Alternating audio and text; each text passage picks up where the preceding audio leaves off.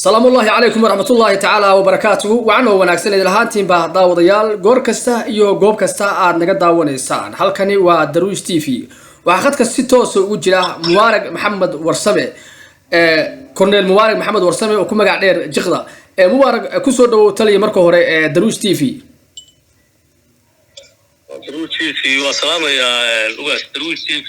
TV umada islaamka واتهاي تلي واحد بحنا قصي ساعة دجالكي ساكن نعي دجالكي ساكن تلي مدة صباح والبا ووير المقرت واقرتي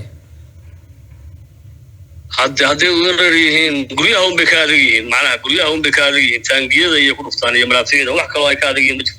واقرتي دجالكم ما أنت وحق لي ما أنت اللي حيت ثمانات بو دجالكم قلي marka bal warbixin guud naga sii xaaladda dagaalka kulliba iyagu inta badan magaalada ayay ku soo tuuraan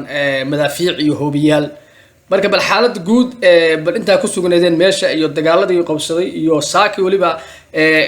warbixin guud naga sii insha Allah iyo warbixin gaar ah oo tii saaka dhacday insha Allah ciidamada deegaanka dhulbaanteed dagaalamaya bay saddex jaha ka soo weeraray saaka waa gartay saddexda jaaba waa la ogaa saddexda jaaba waa la difaacay waa la jabiyay haddana waa soo noqdeen waa la jabiyay dadka deegaanku si wada jiray u dagaalamayaan waa gartay wax allaale wax qasaara waxaan garan karaa dhaawac waa jira hadii xabad dhacdo dhaawac ay dhimasho waa jirtaa laakiin guryaha un bay gooja cadde kaga soo tuurayaan maraafiic taangi bay meel soo galiyeen taangiina waa dhaawac baa la gaarsiiyey oo ciidamadu gaarsiiyeen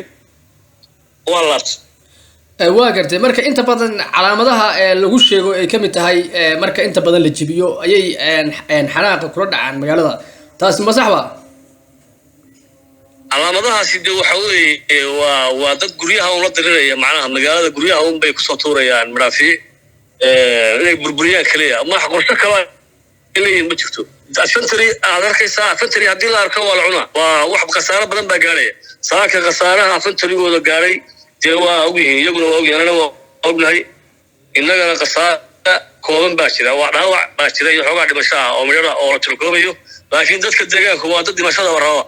annagoo ciidankoodii oo aan leenahay suga waa waxaa naga hormaraya dadkii shacabka ahaa maadaama daanu dhulbaantaa annagoo dhulbaantaa weliba ciidanka dhulbaantaa oo dirirayay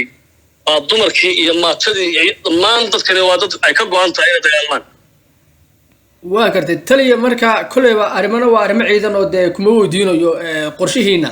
oo dee waa arrimo ciidan laakiin qorshaha guud idinku aad u timaadeen iyo hawshiinu maxaa weeye qorshahayagu waxa weeye ilaa nimanka cadowga aan dadka ka saarnayo deegaanka dagaalka waa soconaya waa gartay taliya marka maxaad warbixin ka haystaa iyaga xaggooda waxa khasaaraha aad u jeedeen oo aad gaarsiiseen ma noo sheegi kartaa weerar sideedaba weerar ismiidaamina ayay ahaayeen weerarna waad garan kartaa difaaca iyo weerar waxaa khasaaro bata weerarka weerar laflacaariya buu ahaa saddex goobood bay ka baxeen saddexdii goobood bay inay kusoo noqdaan bay damceen saddexdii waa ku noqon kari waay kadib markaa saddexdii gooboodba ka saarnay ayay waxay isticmaaleen garaac magaalada inay garaacaan marka guryaha fogfog ciidanka u dhow haba kuma dhufan karayaan dhammaan guryaha koonayaasha bartanka magaalada goobaha ganacsiga masaajidada meelaha dee aan waxba lagaga soo ridayn bay garaacayaan